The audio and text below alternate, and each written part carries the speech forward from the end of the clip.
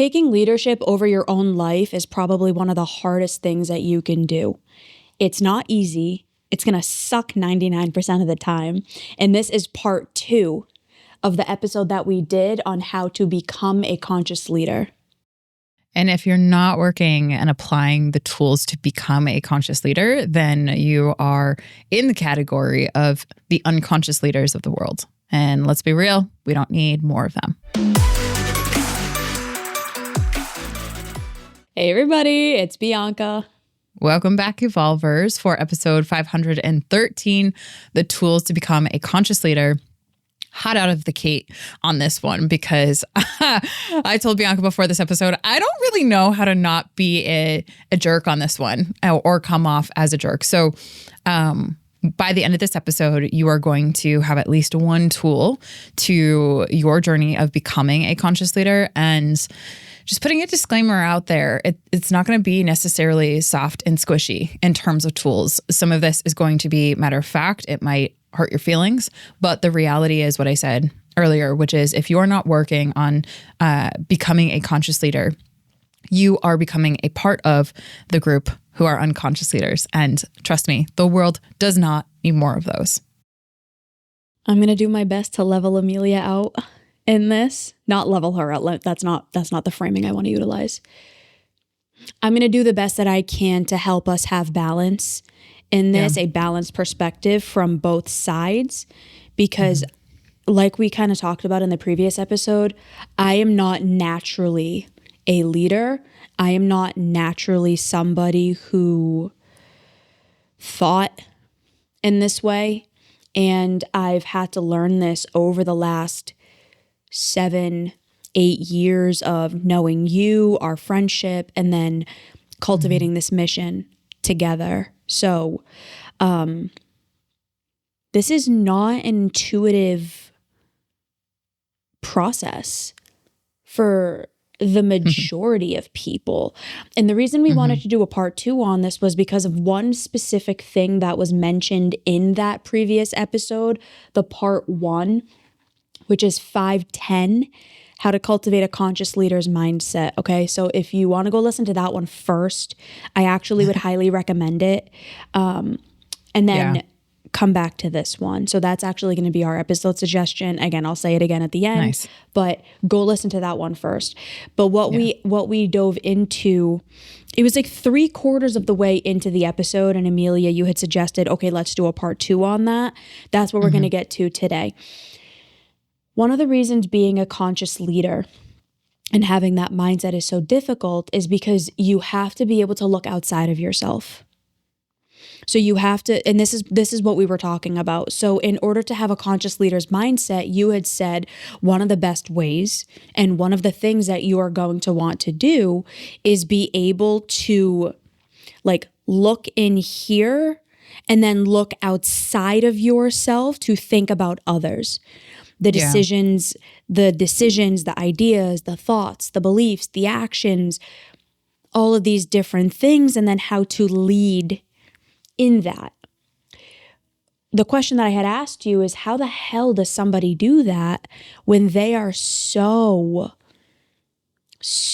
deep in their own pain, so deep in their own challenges, so deep in their own world? How do you actually do that? Because from personal firsthand experience, it feels impossible. It's like, how am I supposed to focus on you when I feel so terrible? And again, this is something that you and I have worked on, and I'm actively working on this, but like, I fought you in the beginning when we were diving into this and when you were trying to teach me this. And I guess let's just start there. Like, how do you actually do that? Yeah. So one of the things for framing and catching everyone up to speed, what I shared in the first episode is, first of all, it's not this giant switch that just happens overnight. Yes, it does come down to a decision, right? There is a point where you literally have to decide whether or not you want to be a conscious leader, whether you want to be a leader, or like before you become anything different than what you are, there's a decision, meaning killing all other alternatives off prior to stepping into that. Whether you decide you want to be happy or decide you want to have a great day or decide how you show up throughout the day, right? That all comes down to a decision you're likely not consciously making if you're so caught up in your own pain, suffering, day-to-day challenges, because you're just trying to like get through the day. And so I framed it in a way. It's not one decision though, right? It's a daily decision. It's a daily decision. Okay. Yeah. So it's the compound effect of daily decisions, right? But there's a macro and a micro decision to it. So the macro decision is I am going to be a conscious leader. That is the macro, that is the macro decision that is really important to decide. And then there's the daily decisions on showing up in those footsteps of that macro decision. And that's where those micro decisions, like today, I'm going to be a conscious leader in the way in which I am capable right now, in the area that I can right now today, right? And so I drew upon the example of if you're someone who has siblings, you already have the skill set to, like, I deeply hold the belief that we as human beings have all of the intrinsic skills that we need. They're just simply underdeveloped. So I believe we're all capable of becoming a leader. And I believe that we're capable of becoming a leader because the reality is that we have the potential within us. Some of us might not ever identify with that and vehemently reject that quote unquote belief. And that's okay. To that end, if you have... Hold on. Quick question. If you have siblings, though, you are already exercising some of the skill sets that you're going to need as a future leader. Okay, go ahead. Can you define leader? Because I think we have to start there. What do you mean by leader? Not everyone's going to lead an organization. Not everyone is going to lead a country. Not everyone is going to, be a worldly change maker. So can we start off with the premise of what you mean by a leader? Yeah, thank you for getting us reined in on a shared definition. And I am really not necessarily talking huge world leader scale. I'm talking about the day-to-day. The person that I'm thinking about is a little league's coach, like a dad, right, who decided to show up as a little league's baseball coach for his son. When any other parent could have done it, he decided, you know what, I have a job and my working hours are really difficult and blah, blah, blah. And I'm overwhelmed. But you know what?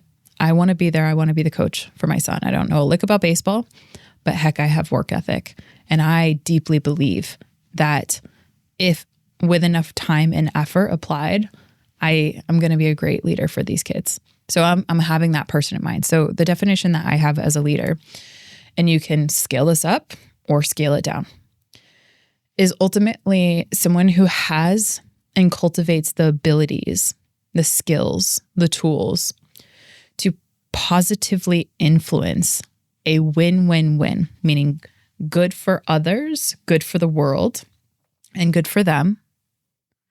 Cultivate a win-win-win with individuals or teams or an other than entity towards a shared goal, a shared vision, again, that is good for the world, good for others, and good for them, that allows them to not only set the course to do so, but a leader also is fostering the alignment, meaning when you're off track a little bit, you help everyone kind of get back on track and in a way that commits to results that are mutually understood by the quote unquote collective.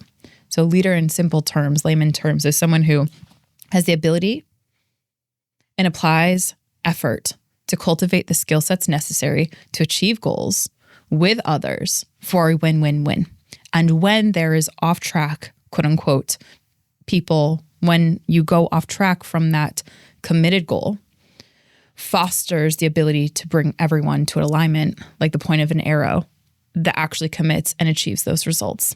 And so whether it be on the little league scale, showing up as a leader to be a little league coach, or whether that be on a bigger scale in a team setting, even bigger scale, global leader, whatever, smaller scale, a conscious leading mom who just had her first child, a conscious auntie, a conscious sister, a conscious mother who is learning how to respect the adult that was once her child, I think that it can apply as a conscious leader. This can apply to anything. So that's my definition. Why do you say that if you have siblings, you already inherently have that? Because I would... Yeah. That's not true for many, many people with siblings. Many people who have siblings, it ended up being massive sibling rivalry and discord and challenges and like interfamily difficulties. Conflict, yeah. So given that definition, it's the person who is doing the best that they can to have the skills within themselves to cultivate the win-win-win. Mm-hmm. That doesn't seem like it meshes. So can you explain? Yeah, absolutely. So the way in which I see it is that was one example to help others identify with the fact that you already do have some of those skills. They're just not, you haven't had guidance as to how to cultivate those skills in a way that applies, or in a way that is able for you to apply that in your own life, be it your team, be it your colleagues, be it your friends, whomever, right, is the quote unquote team or individuals of choice that you decide to lead. And why I say that is because coming from a family with two siblings, so I was a middle child for anyone who needs context, whether you're an older sibling, younger sibling, middle child, in between child, you have exposure to what I would say is the opposite of conscious leadership. You having exposure to the conflict, the challenges, all of the downsides, quote unquote, when, and I say this just because statistically speaking, a lot of parents were not conscious parents. And what that resulted in was a lot of sibling rivalry that never got never got met, adjusted, talked about, etc. Created a lot of families with dysfunction. And so by exposure to that dysfunction, you have an exposure into the world that you don't want to necessarily see, or you don't want to put more flames onto that fire to some degree or another. And so I think that to be a conscious leader, what we find is that, fascinatingly enough, that's what I call the equal opposite of what it requires to be a conscious leader. More often than not, when you see specific films about the hero or the heroine, the guide, the person that has all of the responsibility to be the conscious leader, they're the person or the character that doesn't want it. Why? Because so much of that responsibility, if you do not apply yourself, you end up becoming the creator of more dysfunction. You end up becoming responsible for the challenges that an unconscious leader ends up creating. Just like in a family dynamic, when there's an unconscious parent, they're responsible for the family dynamics that are dysfunctional. And so when you're a conscious leader, you're likely the person who is stepping into the decision point that creates a better world to offset the dysfunction that you saw growing up. And that's why I kind of use that as an example, because you might not think that all that exposure into the dysfunction and all the pain and suffering and adversity that maybe now in your 20s and in your 30s, you're just kind of waking up to how kind of messed up all of that was. I actually think that that's the garden that you can water with a decision point to be able to rechannel that exposure into a world that you could create as a conscious leader with that decision to say, hey, we don't want to continue this dysfunction. And maybe that might be within your own family dynamics as an adult growing out of the family of origin dysfunctional dynamics. Maybe that's you choosing to be a conscious leader within your family and establishing boundaries for the first time. Why? Because you don't want to contribute to the dysfunction. And so take that, now build another scale onto it. Okay, now you're going to be that in your friendships. Maybe you're going to be that in the team that you work with. Maybe you want to be that in the hobbies that you have or the teams or what have you. So that's really where that came from for me, because again, I think I see that in so many people, they have all this exposure to the dysfunction. If you ask them the question that they want to have that and cultivate that, the answer is no. So then we go over to, okay, if the answer is no, and you are doing your best to try to prevent that, what could you do in order to try to prevent that while stepping into the decision point of being a leader. It totally changes the approach.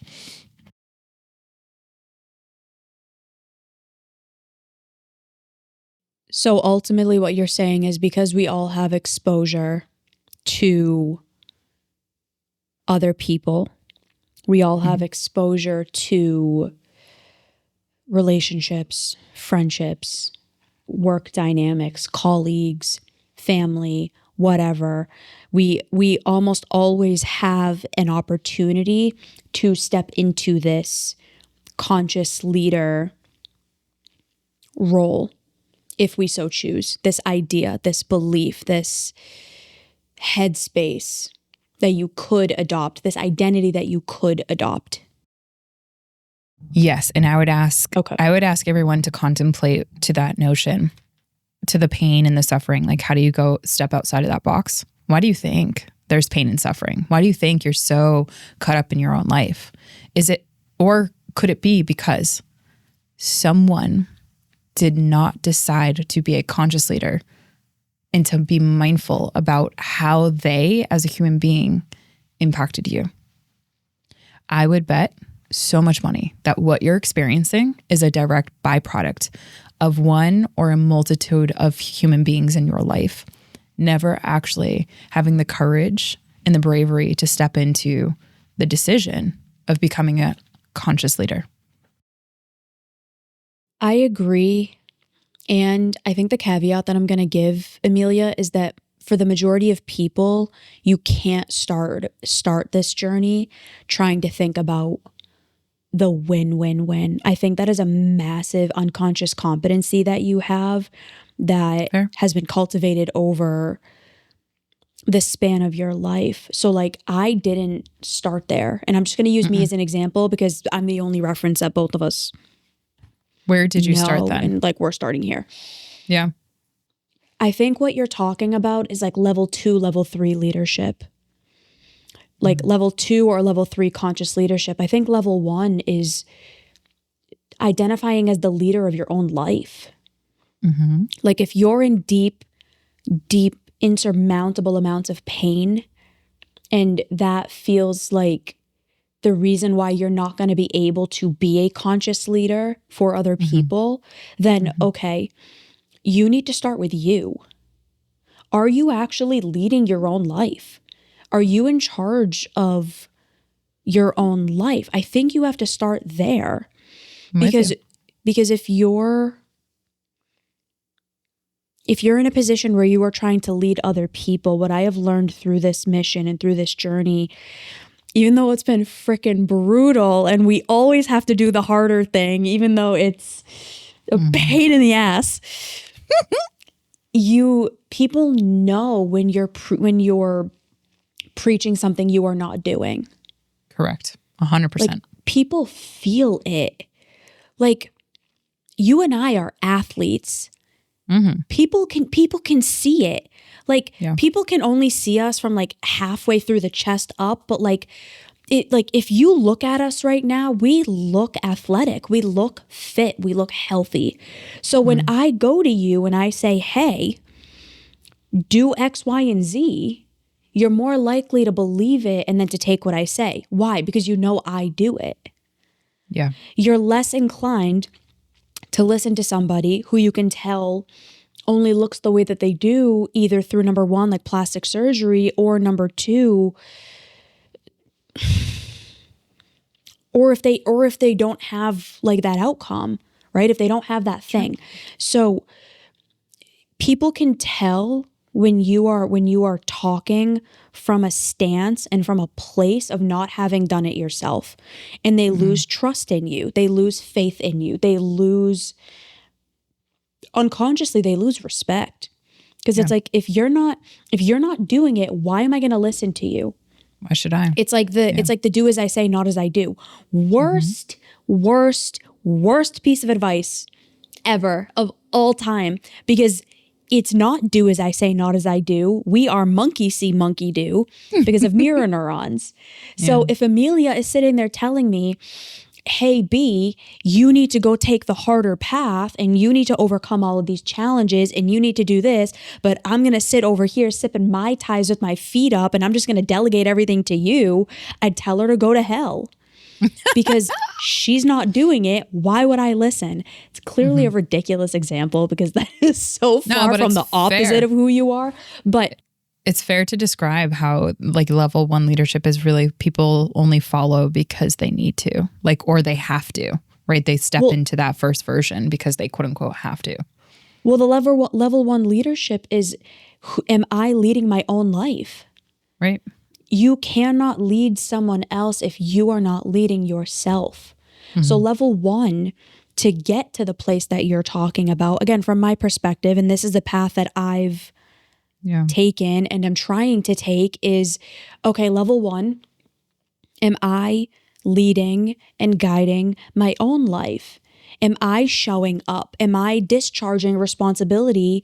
And am I discharging blame? And am I discharging all of my inputs and outputs to the world?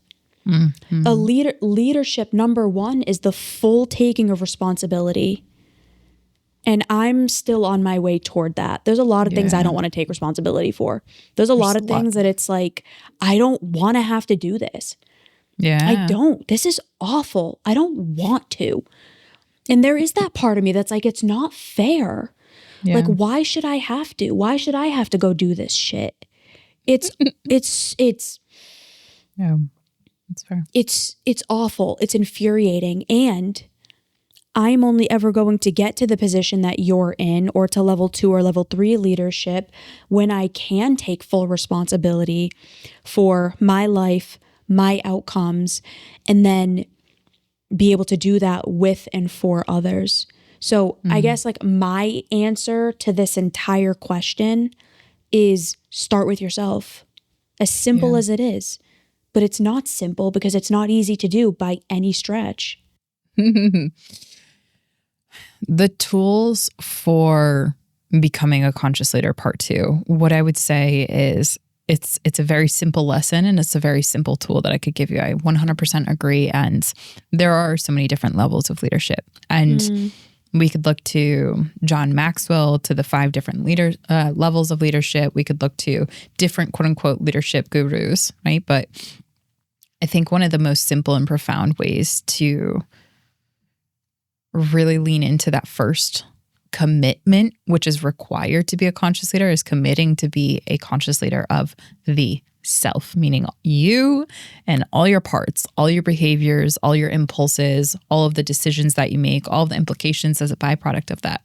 Yeah. And the simplest tool to be able to do that, I know it sounds silly, but first thing when you get up, make your bed. It sounds so simple. It sounds too easy.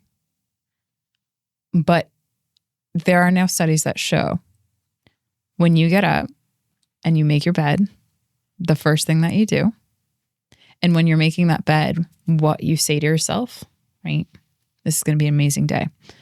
I'm going to be fully conscious today.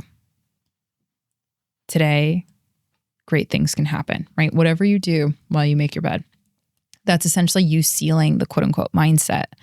I like to visualize sealing the mindset of the day while I make the bed. And the studies show people who make their bed first thing in the morning, those are the people that get a leg up on everyone else. Why? Because they build momentum the first time that they hit the feet on the floor. And it sounds so silly, but essentially that's a representation of you taking responsibility for order in your life. And order comes hand in hand with responsibility. I would say in tandem with that, it's not just a one-off though.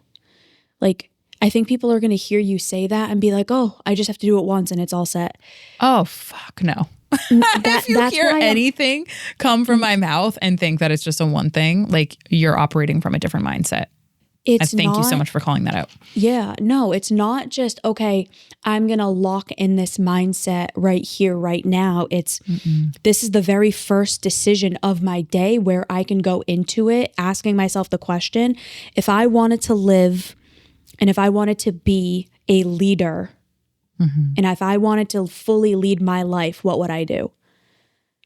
And then if you can repeatedly ask yourself that question in every decision that you make, that's how you eventually get there. Eventually. But it's a conscious all day thing. So like, I actually have been doing that. So I've been asking myself, if I were to try to show up as the most like empowered, competent, confident version of myself right now in this moment, what would I do? I also ask, what would Amelia do in this? Thanks. All the time. All the time. It's like, if I were Amelia and if Amelia were here to make this decision, what would she do? Nice. And every time it's like, oh, true or false, it's the harder thing. son of a bitch. I don't want to do that. It's always the harder thing. It's always the harder thing. And that's why that reaction came out the way that it did. But I also know that that's what's going to get me to the place that I want to be. So who is that person for you? Now be mindful of upward comparison. You want to make sure that you're comparing to an appropriate person and not like the fantasy of the person, but the reality of them. And if it's not another person, be like, okay, what would the best version of me in this moment do? Yeah. Start there. So like, you have to start with you. And then once you can lead you effectively, then you can start thinking about like, okay, what is the win-win-win? 100%. If I were to go into this situation, if me and my sibling are in a tiff and we're in a difficult part of a conversation, it starts leading into an argument, take a step back and be like, hold on, what is my intention here? Okay, my intention is for us to have a better relationship. Okay, how do I go about doing that? And then you go from there. But you got to start with you first. Last tool that I'll give everyone one tool that will, I'm not going to lie, it'll straight up, you're going to hate me for it when you use it. But if you consistently apply this, we make approximately 35,000 decisions per day. If you apply this one tool, not only will you hate me every single day you apply it, but you will thank me years later because your life will be so much brighter. Holistically, you will outpace all of your peers. You'll look back and you'll see that your relationship is the better relationship. You'll look back and you'll see that you have the better body. You'll look back and you'll see that in comparison to everyone else, your life is holistically exponentially better than everyone around you. Why? Because the tool that I'm going to give you is one, what I call zipper decision, meaning it zips up of those 35,000 decisions per day. It's the one decision you make upstream that takes care of all of the ones that are micro downstream. It is a hack that I will give you that you can start at level 1, level 2, level 3, wherever you start on the ladder of leadership. Applying this tool will exponentially outpace your peers and have you living a longer life, a healthier life, higher quality of life. What's that one tool, Amelia? You ready? Can I guess? You're not going to like me for it. Go. Is it breathing? That's part of it. That's a part of it. Especially because of emotional regulation, that's critical. Conscious leadership, no doubt, one of the tools is conscious breathing. But it's not the one that I was going to give. The one that I'm going to give you, the tool, is decide here and now, I am going to do the hard thing. I am someone who does the hard thing. I am someone who does what I don't want to do. Why? Not only does that exercise specific areas of the brain that I won't nerd out over right now, but that will help you, your future children, everyone around you get exponentially better. Why? Because you're doing the thing that the old parts of your brain that just want to conserve all this energy, you actually use that energy. And what does that do? That makes you a better human being. That makes you stronger in every way, mentally, emotionally, physically, spiritually, and psychologically. Do the hard thing that you don't want to do. Make that one decision. I am someone who does the hard thing. And I always like to say in my head what it really sounds like. I'm the person who does the damn thing. And the damn thing means the hard thing. And if you want to wear that as a badge of honor, you know, welcome to the conscious leadership role where you make that one decision, do the damn thing, which is the harder thing. That will take care of the 35,000 decisions. You won't go back and forth. Well, no. Whatever's harder, do it. Nice. You're going to hate me in the moment. You're going to love me 10 years from now if you consistently apply that. Bianca, you're a testament to it. True or false? Yep. but no. Yeah. Yeah. But yeah. It sucks. Truly, it sucks in the moment. But man, I'll tell you what, that feeling that you get, it's like after you complete a hard workout, you look back and you're like, damn, I'm awesome. Like all of the dopamine that comes after, it's like, All right. Yeah. So that's that. As you said, the episode suggestion. Let's close out final thoughts and episode suggestion. So episode suggestion is 510. And if this is something that you want more directed help on, directed guidance on, Evolve Ventures group coaching starts next month. So at this point, we probably would have already filled it at least halfway, meaning there's only a few spots left to be able to secure your seat. We have gotten amazing feedback and testimonials for this program from people who literally said it changed their life and that they are certain that they are going to have a better, happier, holistically more well life because of this program. It will teach you conscious leadership skills. It's going to teach you how to understand yourself better, how to navigate relationships better, how to stop feeling like freaking shit about yourself all the time, and to actually live your day-to-day from an empowered stance. If that feels like something that is in alignment with you, click the link below to secure your spot. It's way more affordable than you think it is. And it is a way better program than you probably think it's actually going to be. And we can guarantee it. For sure. Full money back guarantee if you don't. So to that 100%. End, step in, make the harder decision. That's a one moment, right there. You just heard something that's going to change your life forever. It might be the harder decision for you. But are you going to do the same exact thing that you've always done, which is let that roll before you? Let you not be the person that steps up into those conscious leadership shoes? Or are you going to do the harder thing? And are you going to sign up for something like that? Are you going to commit to something like this, right? That's a tiny example. Again, 35,000 decisions per day. If you made that hard decision up front, I am someone that does hard things. Boom. There you go. That's your first decision point. Okay. 100%. That being said, Evolvers, we keep doing the damn thing. And as always, thank you for your continued interest in the science of holistic mental health. We are so excited for your evolution. Keep evolving, everyone. Bye, everybody.